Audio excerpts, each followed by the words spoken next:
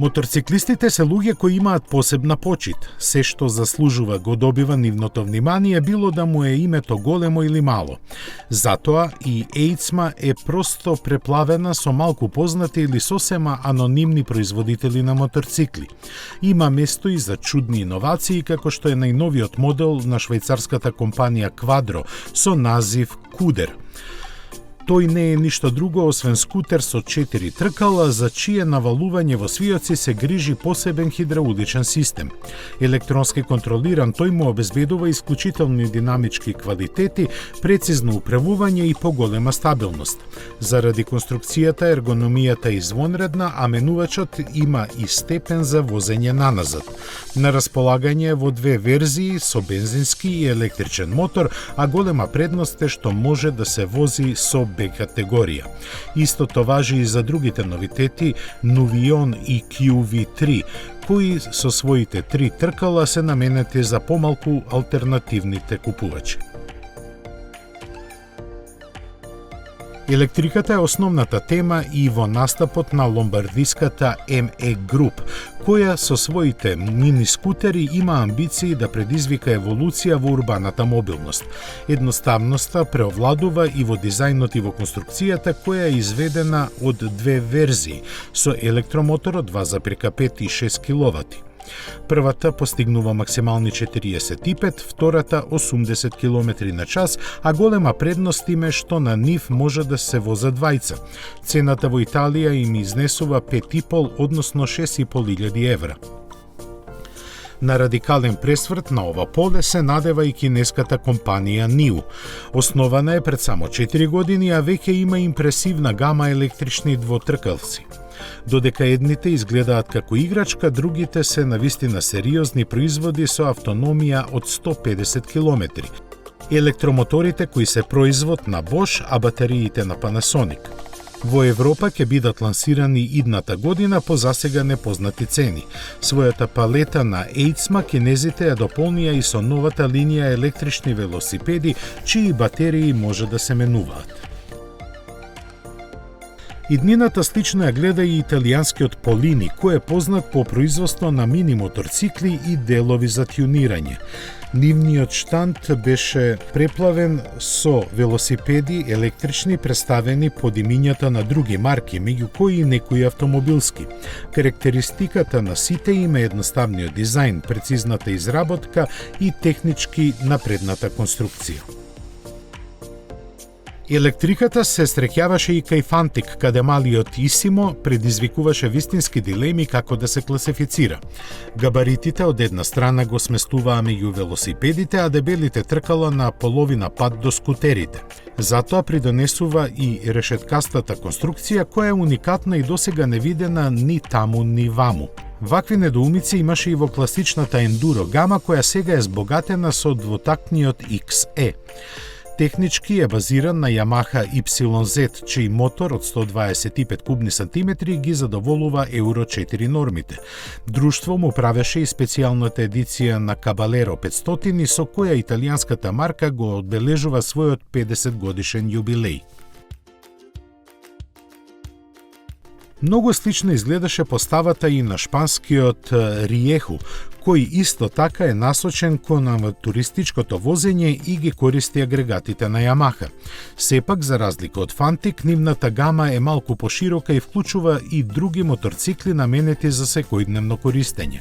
Таков беше и новитетот Century 125, кој пленеше со своите едноставни линии, но не и со цената од 4700 евра. Импресивно на овој терен настапи и сосема непознатиот италијански производител Vent, зад кој стои 25 годишна соработка со Honda. Сепак партнер име Yamaha, кој им овозможи со гамата од 9 моторни ендуро модели да се свртат кон помладата публика. Блиските релации со Полини ги предизвикаа да го направат и електричниот велосипед LDV 500, за чија ознака ги зедоа иницијалите на славниот Леонардо да Винчи. За разлика од сите нив, познатите имиња во оваа област се повеќе се свртуваат кон асфалтот. Тој тренд го следи и КТМ, чиј 390 Adventure е класифициран како ендуро, иако е повеќе од тоа. Едноцилиндричниот мотор со 44 коњи му дава добра динамика, дополнително истакната со одличната циклистика и малата тежина. Мноштвото квалитетни компоненти и врвна електроника му ја креваат цената на 6.800 евра, што сепак е 3 пати помалку од онаа на зверскиот 1290 Super Duke R. Неговата нова генерација во целост го почитува наследството на претходниците, надградувајќи го со нова рамка, флуидните линии и агрегатот од 180 коњи. 2 години по лансирањето, КТМ го обнови 790 Duke, кој сега има поголем и помоќен агрегат и соодветно на тоа ознака 890 Duke R. Вистина сепак е дека представува само еволуција која најдобро се одгледува во дизајнот. Засилениот на 121 конска сила мотор перфектно е избалансиран со шасијата, со што се обезбеди несвојствени за оваа класа перформанси. За тоа придонесуваат и новото ослонување и брембо со пирачките. Далеку поагресивен беше настапот на Husqvarna, која всушност е фирма ќерка на КТМ. Новиот Norden 901 концепт е нешто што љубителите на марката одамна го чекаа, ама за него ќе мора да се стрпат барем уште една година.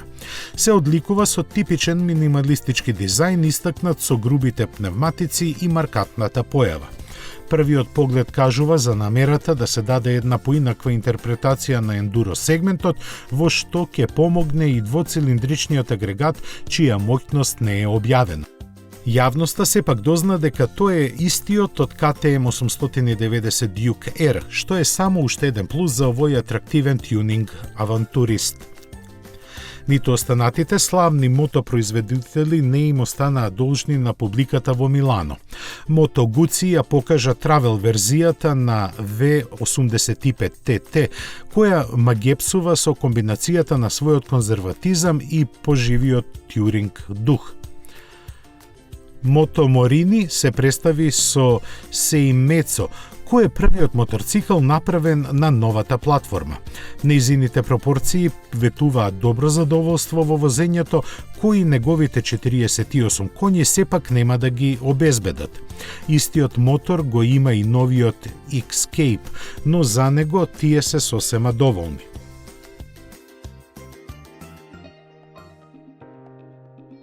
Триумф го нагласи новиот Bobber TFC, но сепак далеку поинтересен беше Rocket 3, како и неби кога го има најголемиот агрегат што денес се вградува во некој моторцикл со дури 2458 кубни сантиметри работна зафатнина. Тие што го слушнале велат дека звучи величествено, исто како што и изгледа.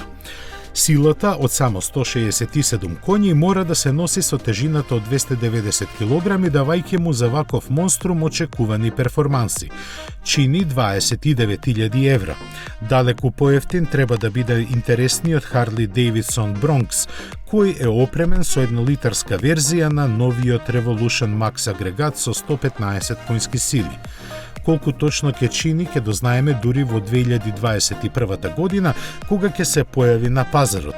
За љубителите на Italjet, пак чекањето заврши. Годинава на EICMA беше прикажана финалната верзија на фантастичниот Dragster. Од прототипите ги има задржано сите напредни технички решенија, а ќе биде достапен во две верзии со 125 и 200 кубни сантиметри. Приказот на новитетите од Милано го завршуваме со Kymco Revonex, со кој тајванската марка се доближи за уште еден чекор до сосема нови за нив пазарни подрачја. Тој со својот електропогон именувач со 6 степени на пренос ке стане стварност во 2021 година, кога треба да докаже дали до максималните 205 км на час навистина забрзува за 11,8 секунди.